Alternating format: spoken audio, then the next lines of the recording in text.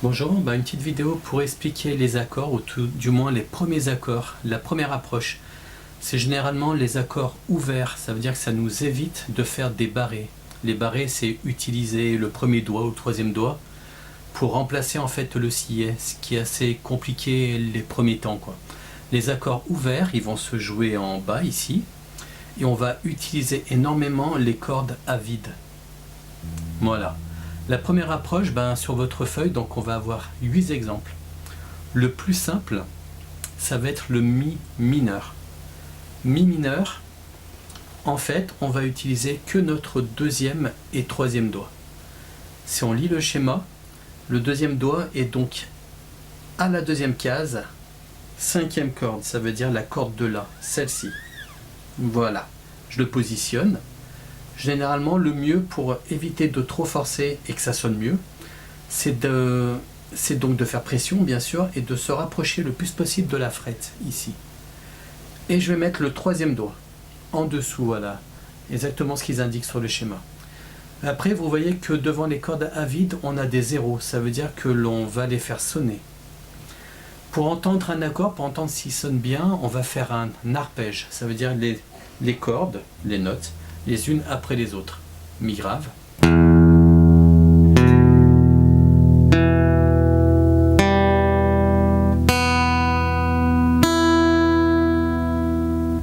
Voilà, ce qu'il faudrait éviter d'entendre, c'est ça par exemple.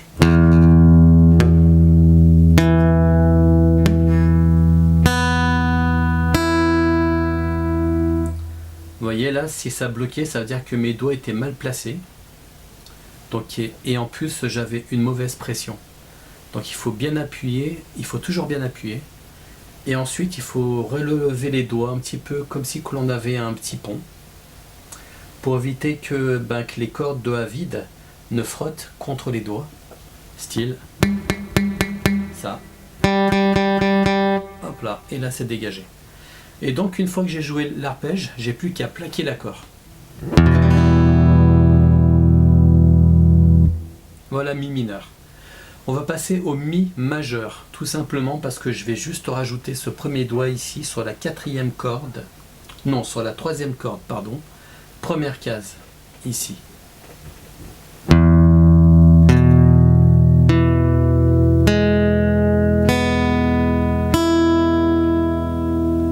Voilà, donc j'ai arpégé de la même manière, et je vais le plaquer.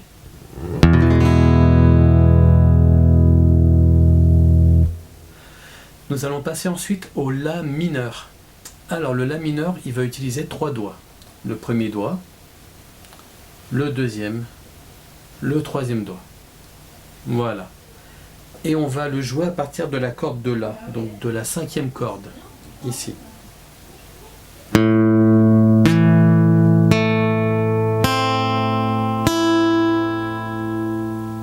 Et de la même manière, je vais le plaquer. Donc j'ai bien évité de jouer le mi grave. Ensuite on va avoir le La majeur. Là ça se complique un tout petit peu parce qu'on va commencer à utiliser le petit doigt. Et c'est relativement la même forme. J'enlève mon premier doigt et toujours sur la même corde, mais deuxième case, je vais rajouter mon petit doigt. Alors là il va falloir faire de la place. Ça veut dire que là j'ai vraiment poussé mes doigts. Voilà. Ils rentrent un petit peu en escalier.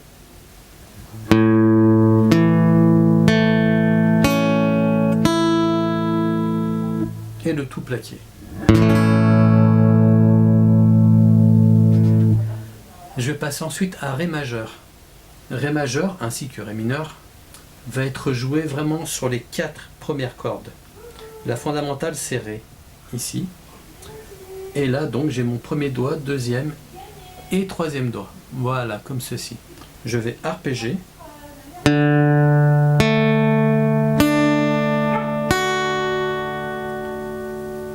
Et je vais plaquer l'accord au complet. Voilà. Ensuite, je vais avoir mon Ré mineur. C'est relativement la même chose, mais je vais utiliser le quatrième doigt. Ce qui va se compliquer, c'est que mon premier doigt se pose ici, première case, première corde. Je saute une corde, deuxième case, troisième corde. Et là, je vais mettre mon petit doigt sur la deuxième corde, troisième case. Du coup, mon troisième doigt ici se retrouve seul. Et en fait, c'est voulu, c'est volontaire parce que suivant les renversements, donc les autres formes, mon troisième doigt va me servir, soit pour jouer sur une basse, sur l'une ou l'autre basse.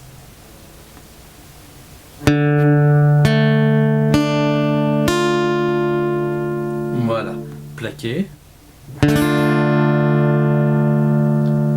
Et troisième explication pour ce ré mineur, le troisième doigt sera prêt pour enchaîner sur d'autres accords. Voilà. Pour finir notre liste, nous avons Do majeur. Alors Do majeur va avoir un saut de corde, donc il va être joué de cette façon. Premier doigt ici, première case, deuxième corde. Je saute une corde, deuxième case et quatrième corde. Et pour finir, troisième case, cinquième corde. Je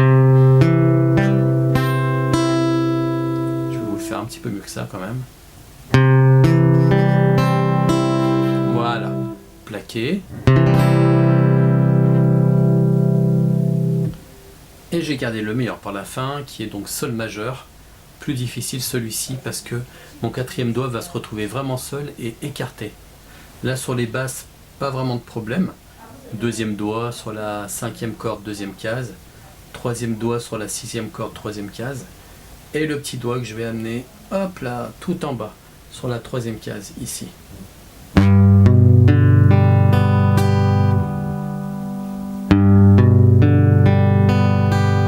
Et plaqué.